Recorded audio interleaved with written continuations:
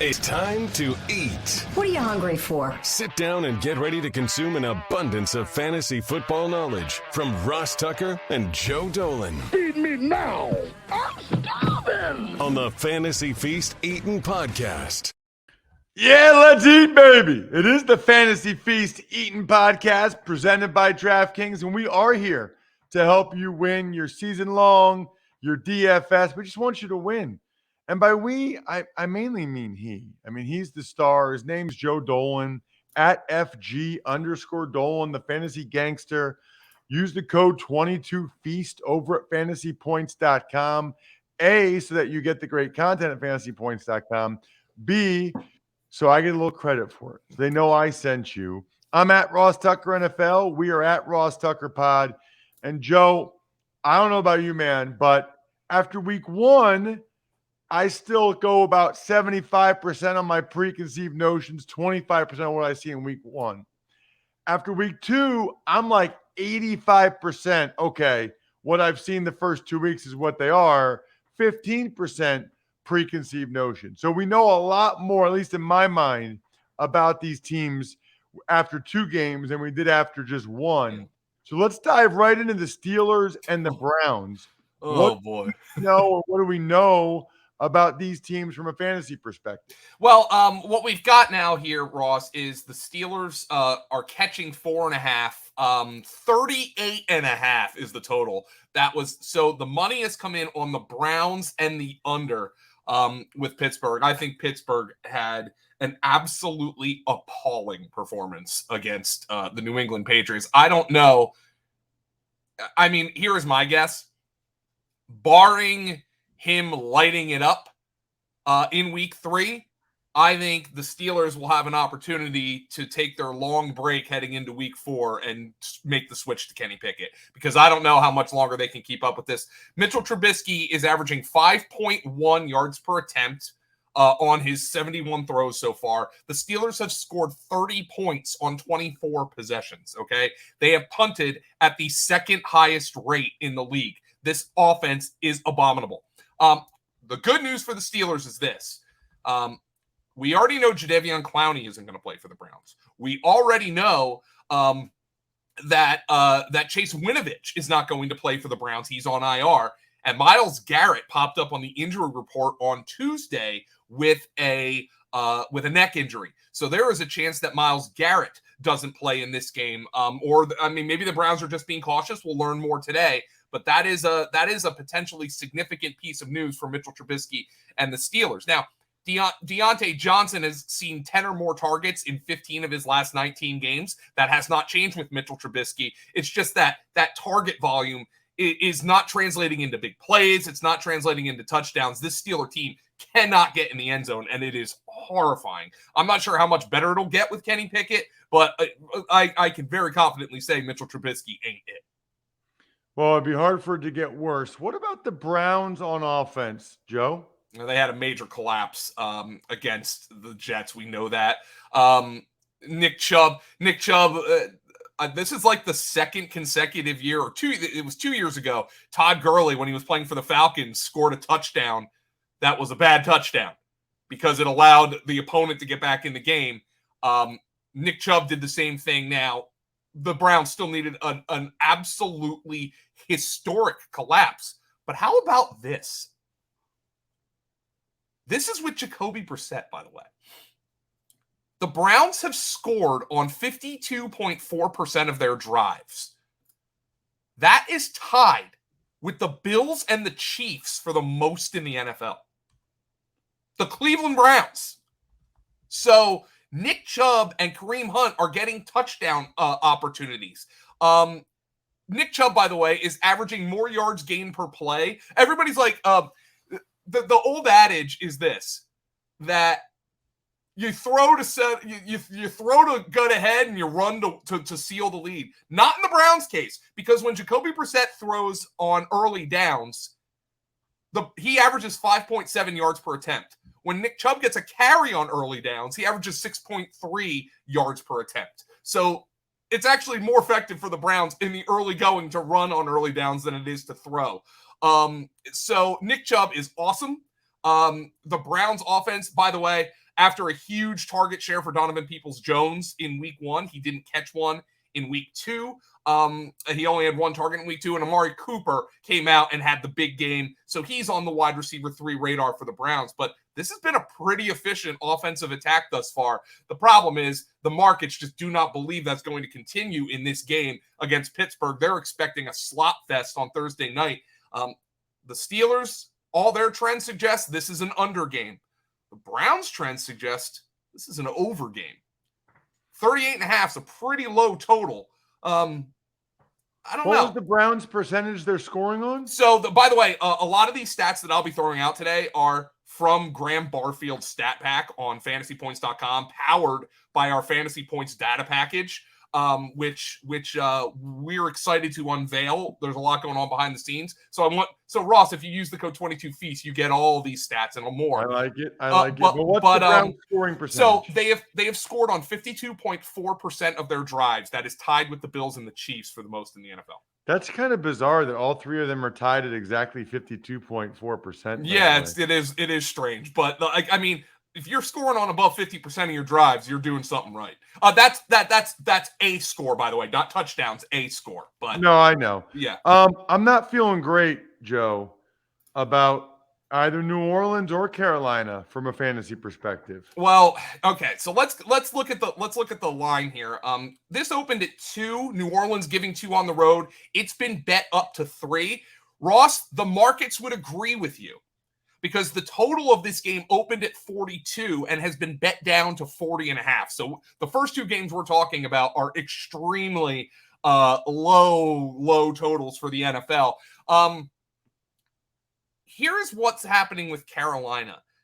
The Panthers, this is per Rich Rebar, by the way, are needing to gain 8.4 yards on third downs on average, which is the most in the NFL. And they're throwing the ball exceptionally much on early downs, which is totally bizarre given how Baker Mayfield is playing right now. Christian McCaffrey has had back-to-back games without 30 yards receiving since 2017. It's the first time since 2017 that's happened. One thing that I think that the Panthers are going to do is bench Shi Smith, their slot receiver. Every time I looked up at Shi Smith during that game in week 2, that awful loss for the Panthers against the Giants, he was essentially making a mistake, dropping a pass. Shi Smith has been targeted 9 times this year. He's gained 14 yards on 9 targets. That is horrible.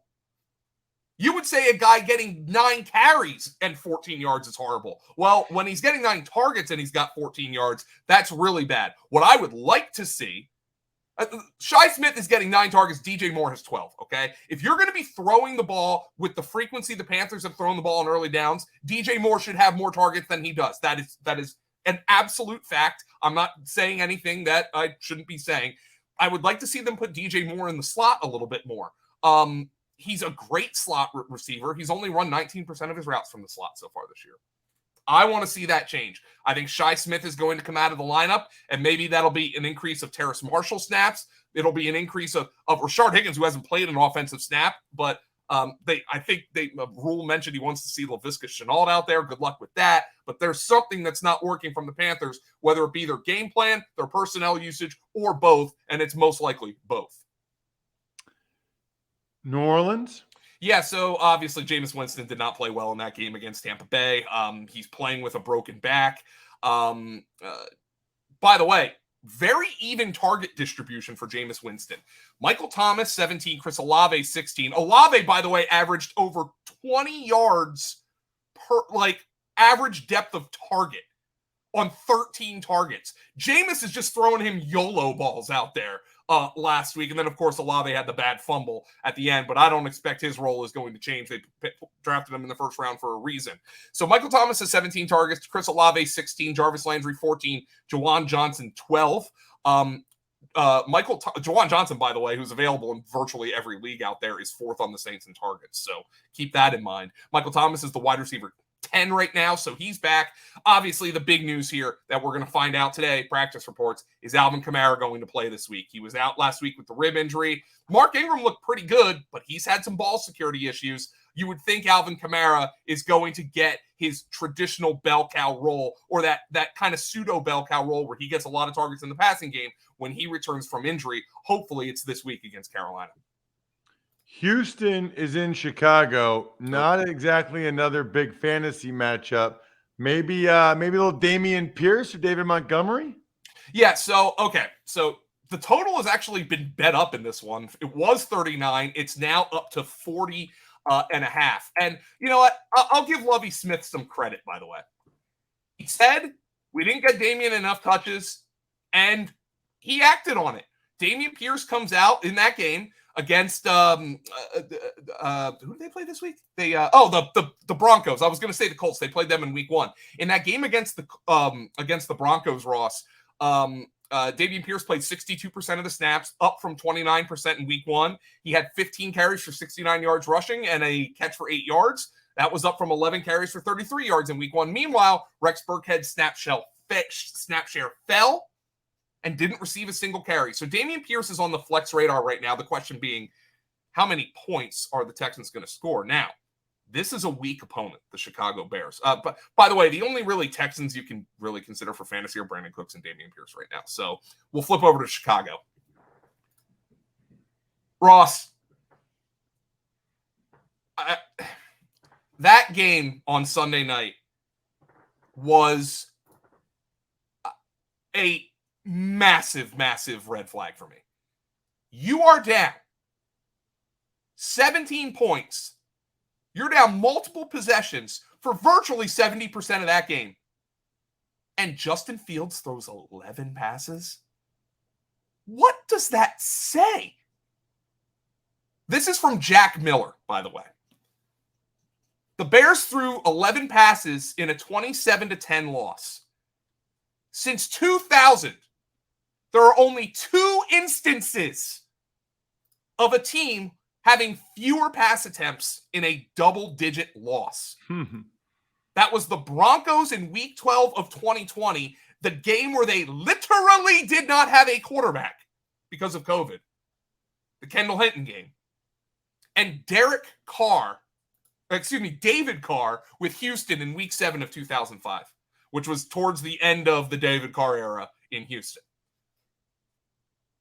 Tell me why I should be optimistic about Justin Fields right now. Why? Look, I understand the offensive line isn't good. The receiving group is bad. But the guy has thrown 28 passes in 2 games. He leads the league in percentage of turnover-worthy throws at 14.3%, which might be a reason they haven't had him throwing the ball. And his depth-adjusted completion rate is second worst in the NFL. And the Chicago Bears are telling you they think he's bad. I need to see it against Houston. I need to see something. Darnell Mooney has 2 catches for 4 yards. And by the way, he has a higher target share than Mike Williams has because, well, Justin Fields has thrown only 28 passes. You need more it doesn't matter what your target share is if a guy is throwing 28 passes in 2 games. The only bear I can consider from a fantasy perspective right now is David Montgomery, who, by the way, must have heard people who said that Khalil Herbert's a better fit in that offense because he looked freaking awesome against the Packers. He was the only player who was worth a damn. He's the only player worth a damn for fantasy right now. We've got Kansas City at Indy. Chiefs, I think we know about. They spread it around a little bit more. And they the do Colts spread it around. They're real bad. Ross, the line has moved so far against the Colts right now. And the money is coming on the under here. This opened at 2.5 because Kansas City's on the road. Kansas City giving 2.5. It has been bet to 6.5. I would expect buyback from the sharp guys if the Colts get to 7. But people do not want to bet on the Colts right now. This opened at 52. It's down to 49.5. You can find some 50 somewhere too if you like the over-under. But, I mean, the Indianapolis Colts, oh, boy. I mean, Paris Campbell, they're down their only wide receiver who's worth a damn in Michael Pittman, and Paris Campbell can't catch a pass. Matt Ryan throws 3 interceptions. The Colts have scored. We talked about the Browns. The Colts have scored on just 16.7% of their possessions. That's the lowest rate of the league. They ran just 48 plays against the Jaguars, got absolutely dominated in time of possession, and they failed to gain a first down on 6 of their 11 drives. They've had the worst offense in football. And obviously they're going to try to come out and shorten this game and get Jonathan Taylor the rock, but how much longer can they do that against Kansas City? They need Michael Pittman. Like, there was a Colts beat writer, and it might have been Kevin Bowen. I might be misappropriating this, but he said the Colt beat writer tweeted when Michael Pittman was injured, it was his opinion that Pittman is the single most indispensable player on this team. Based on what we saw in week 2, he might well be right about that. If you're dying for a wide receiver and Pittman doesn't play, Ashton Doolin is a deep option, especially in a game where the total is projected to be around 50. So consider that. But I don't know how you'd feel good about playing Paris Campbell right now based on what happened in that game against Jacksonville. So Jonathan Taylor, Michael Pittman, maybe Ashton Doolin. It's brutal out there. Oh, and Nyheim Hines is a pass catching option in this. He's a flex option this week against Kansas City in this projected high scoring environment. Kansas City might be able to name their score. I'm not too sure about the Colts. What about the Chiefs? So Patrick Mahomes made a comment early before the season. He was like, it was a fantasy comment. He's like, he apologized to fantasy players. He's like, I'm sorry, but it's going to be a different guy every week. Through 2 weeks, that's kind of borne out. Travis Kelce is the guy in the passing game, but all of their top wide receivers, like Juju Smith-Schuster, Marquez Valdez-Scantling, Mecole Hardman, all 3 of them have a target share between 14 and 15%. Now, that's less than Darnell Mooney's target share, but of course, Patrick Mahomes throws a lot more passes than Justin Fields, so it's much more fantasy relevant. Kelce has been the first read, this is per fantasy points data, on 24% of Patrick Mahomes' throws, followed by Mecole Hardman. So those have been the top 2 guys. And now here is one that I am stunned. Jerick McKinnon is rostered in like 10% of Yahoo leagues. He has basically split snaps with Clyde Edwards-Helaire right down the middle. McKinnon's actually played 2 more snaps. He's run more routes, and he's gotten more snaps inside the 10-yard line than Clyde Edwards-Helaire. Edwards-Helaire looks great right now. I'm not telling you to bench Clyde Edwards-Helaire, but Jerick McKinnon should be rostered in far more leagues than he is right now. I think he's a usable flex. Buffalo's at Miami. Buffalo's a wagon. Both these offenses are wagons, Joe. Yeah, Buffalo now tells you what kind of respect Buffalo's getting after Miami puts like 900 yards on the board against Baltimore. That Buffalo opened in this game on the road as a 3.5-point favorite, and it's been bet up to 5.5. So that tells you what people think about Buffalo. I don't think that's much. The over-under has been bet up to 53, by the way, which is a massive total. I think maybe some of the bettors want to see it again from Miami. Like, look, Baltimore collapsed. They didn't have men in the secondary. But, man, the thing about Miami right now is we had that question all offseason. Well, I don't know what to do with Tyreek Hill. I don't know what to do with Jalen Waddle. Should I take Tyreek Hill in the 2nd round or Jalen Waddle in the 4th round? Ross, the answer to that question is yes. That's what you should be doing because you apparently should have drafted both of these guys. Tyreek Hill and Jalen Waddle are the first teammates to have 10 or more receptions, 150 more receiving yards, and 2 or more touchdowns in the same game in NFL history. That was the first time that has ever happened. Tua had 334 yards in the second half alone against Baltimore. The question here now for Miami, look, Mike Gesicki scored a touchdown. I'll take an L on that one. I bet his under on receiving yards. Well, Tua threw for 950,000 yards in that game. So somebody's catching the ball. I still don't like Gesicki for fantasy. Obviously, Tyreek and Waddle are in your lineup. The big question for Miami is this. Raheem Mostert and Chase Edmonds split snaps this week after Edmonds was the clear number 1.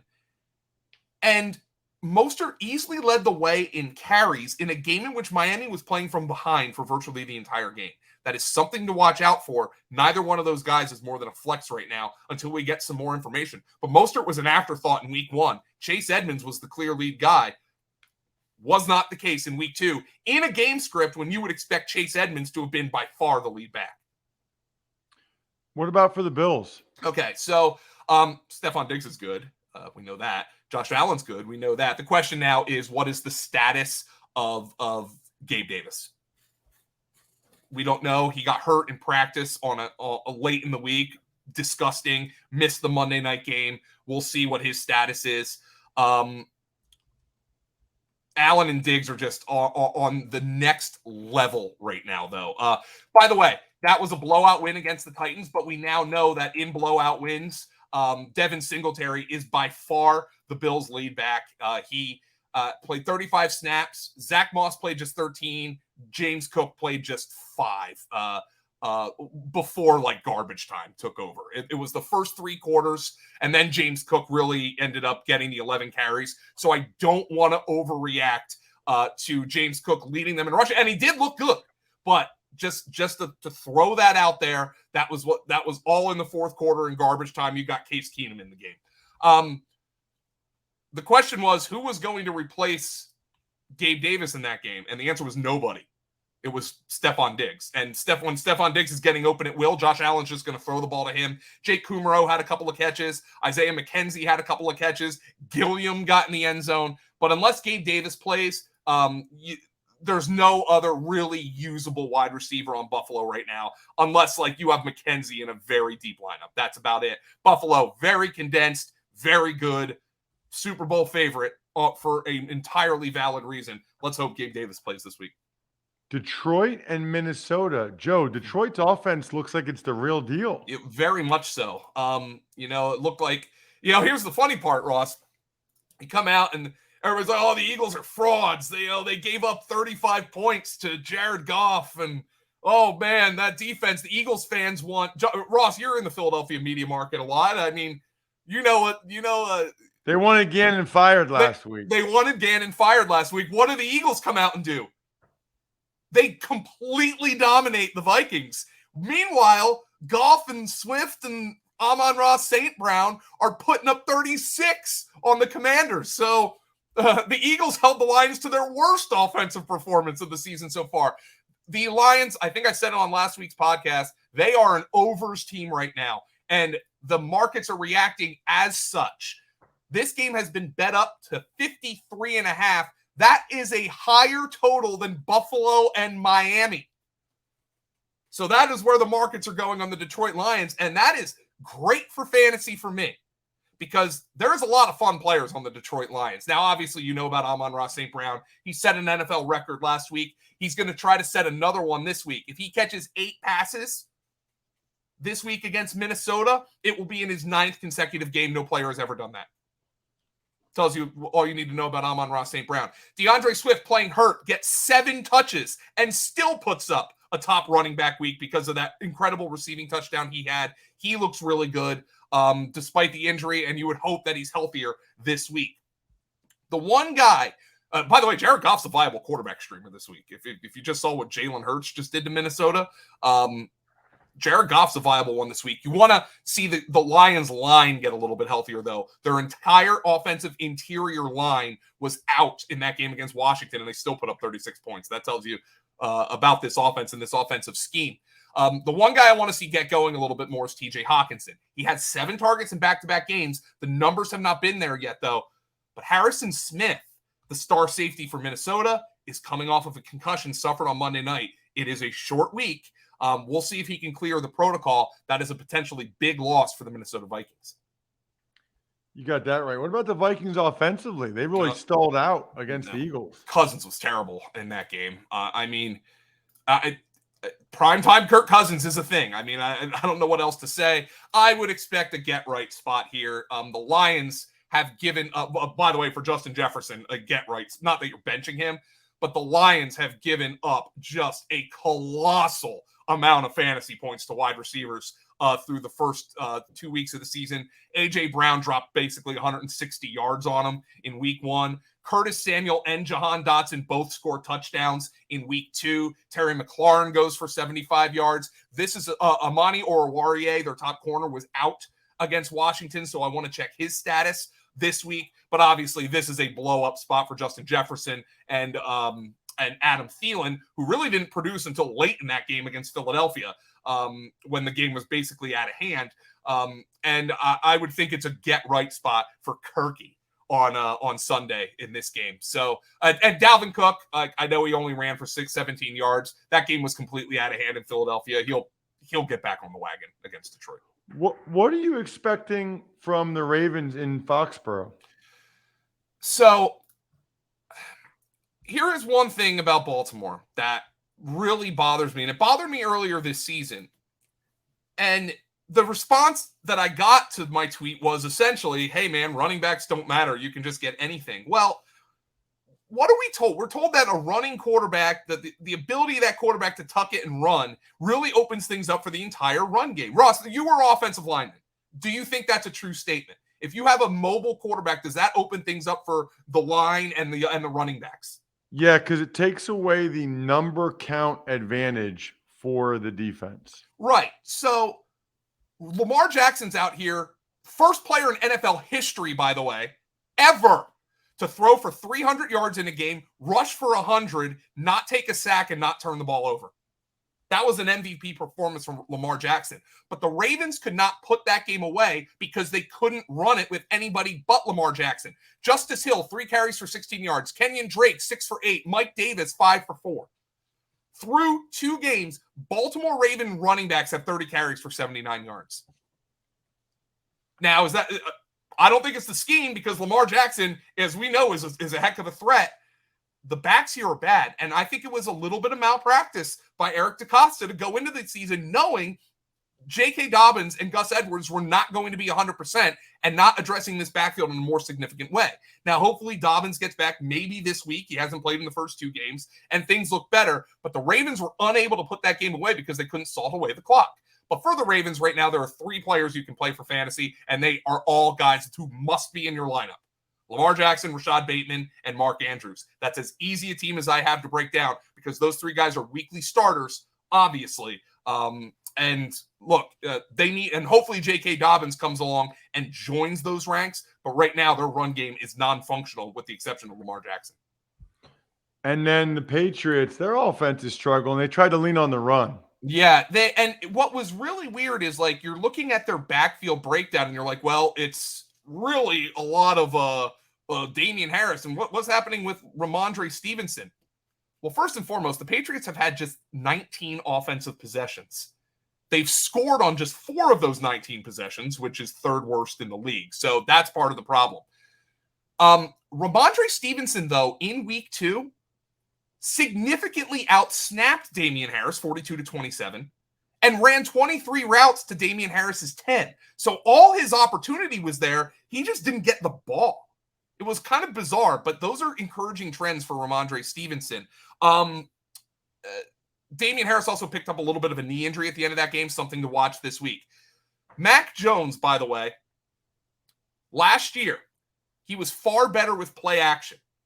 His completion percentage was 4.7% better, and his yards per attempt were 2.2%, was 2.2 yards higher with play action.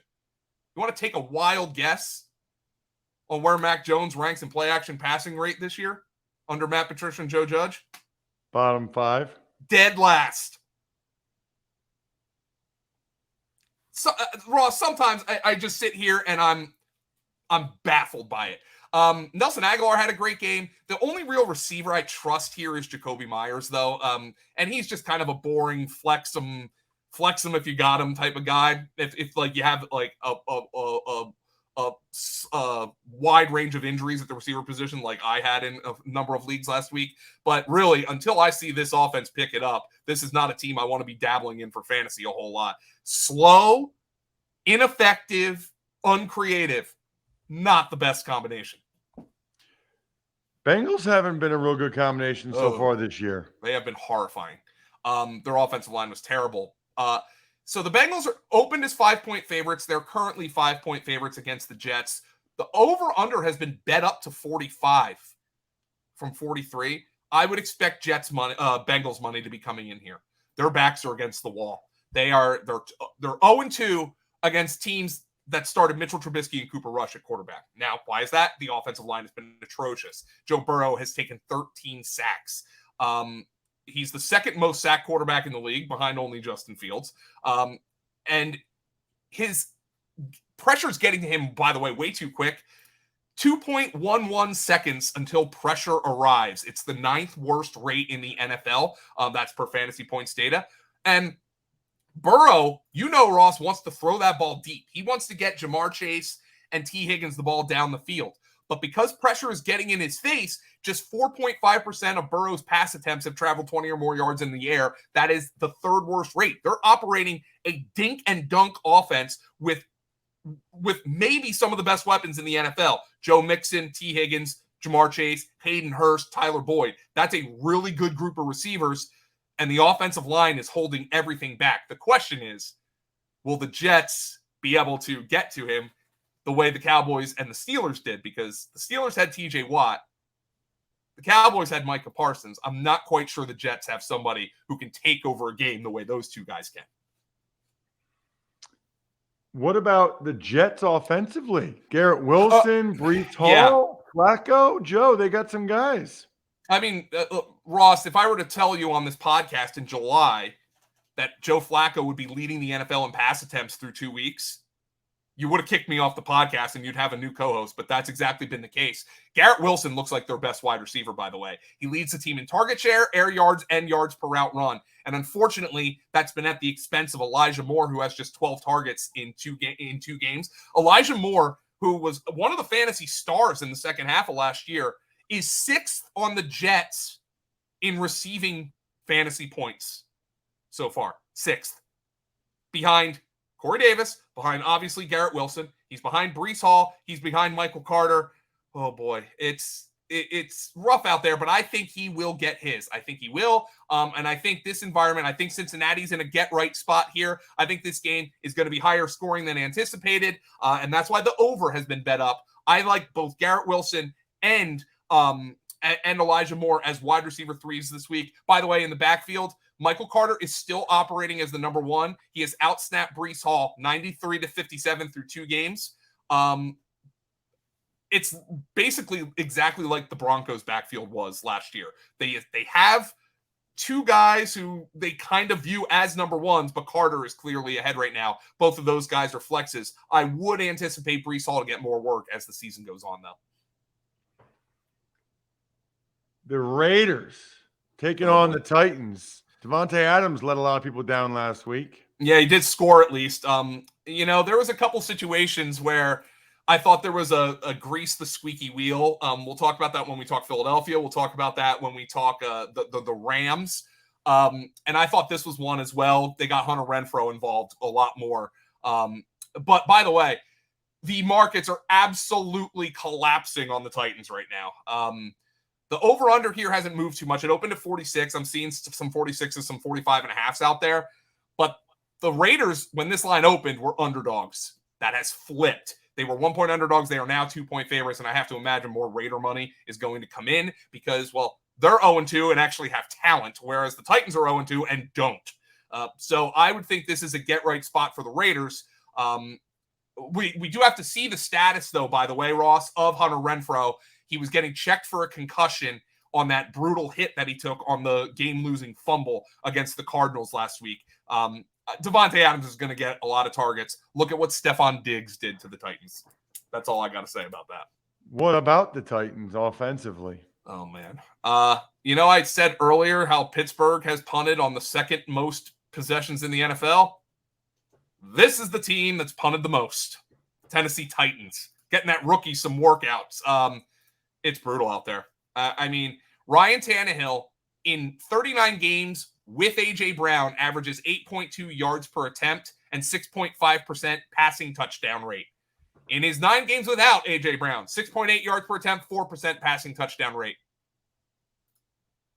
Seems like that guy's kind of important, right? When the Titans are playing from behind, Derrick Henry is not playing. And Hassan Haskins is out there getting the passing down snaps. Derrick Henry's day was salvaged by a touchdown, but he had only 25 rushing yards, and he didn't have a target. If the Titans are playing from behind, I mean, this is the worst case scenario I envisioned for the Titans. The offense is bad. I thought the vibes were bad for the Titans. That has borne out in 2 games thus far, and it's really been rough going for Derrick Henry. Taylor Lewan might be out for the season now. Things are going to get worse in Tennessee before they get better. Finally, we've got the Wentz Bowl. Eagles, Commanders. You know, I mean, here's the deal with the Eagles. I mean, Jalen Hurts, he was freaking phenomenal against Minnesota. Like, I mean, that was the best I've ever seen Hurts play. And there was the greasing the squeaky wheel. Devontae Smith doesn't catch a ball in week 1. 7 for 80, catches all 7 of his targets against and was targeted on the first play of the game, by the way. So Devontae Smith, he's back on the wide receiver 3 radar. You got to play A.J. Brown. You got to play Dallas Goedert. You got to play Miles Sanders at this point, who looks really good out there. Kenny Gainwell had an interception go off his hands at the end of the game. So we'll see if that affects his usage going forward. But Philadelphia is a machine right now. And Washington has been a team that scored a lot of points and has given up a lot of points thus far this season. Philadelphia is up to a 6.5-point favorite in this game. The over-under got bet down from 50 to 47.5. I'm not sure that's the right move here on the over-under, but I think a large part of it is because Philadelphia's defense looks so good against Minnesota on Monday night. Washington's been putting up some numbers. Jahan Dotson from your hometown, pretty much, Joe. Yeah, Dotson, he's from Nazareth, PA, and also went to my alma mater. First and foremost, Curtis Samuel's a thing. He's led this team in targets in back-to-back weeks. So I wanted to see it again. You have seen it. You can play him as a wide receiver 3. When the Eagles played the Commanders last year, Darius Slay shadowed Terry McLaurin. I'm not sure that's going to be the case this year for 2 reasons. Number 1, they have James Bradbury, who's also pretty freaking good. And number 2, Dotson is a much better number 2 receiver than whatever the Commanders had last year. So keep that in mind. They're putting Dotson in the slot a little bit. So that touchdown reception he had came out of the slot. Wentz was atrocious in that first half against Detroit. He was great in the second half against Detroit. He's kind of had that kind of 2 sides of the coin deal going on in these first 2 games. But ultimately, the numbers have been there. And I would expect Wentz to be a popular streamer this week. The question is, we know what happened to Wentz mentally in Philadelphia. Man, if he turns the ball over early in that game, what is going to happen? It is a home game for the Commanders, so throwing that out there. But boy, I am very anxious to see how Wentz plays in this game. What about is there anything else to talk about in this game? Antonio Gibson got a touchdown opportunity. He had 4 targets, but he was kind of a disappointment last week, 14 to 28 and a touchdown. But he did get the touchdown opportunity. He did get the goal line opportunity. But J.D. McKissic caught 7 passes. Wentz is checking it down a little bit more. That was clearly a focus of the Commanders' coaching. Oh, and Logan Thomas, by the way. Tight end 1. He's a tight end 1 right now. He's getting the ball. Speaking of disappointment, I'm a little disappointed. Episode 1 is over. Thankfully, we have episode 2. This is the show that's so nice. We do it twice. Make sure you download and listen to the second episode. All the Sunday late games, the Sunday nighter and the Monday nighter on episode 2. Not even going to say the other stuff. Just listen. Thanks for listening to the Fantasy Feast podcast. Make sure to also subscribe to the Ross Tucker Football Podcast, Even Money, Business of Sports, and the College Draft. All available at Apple Podcasts, rosstucker.com, or wherever podcasts can be found.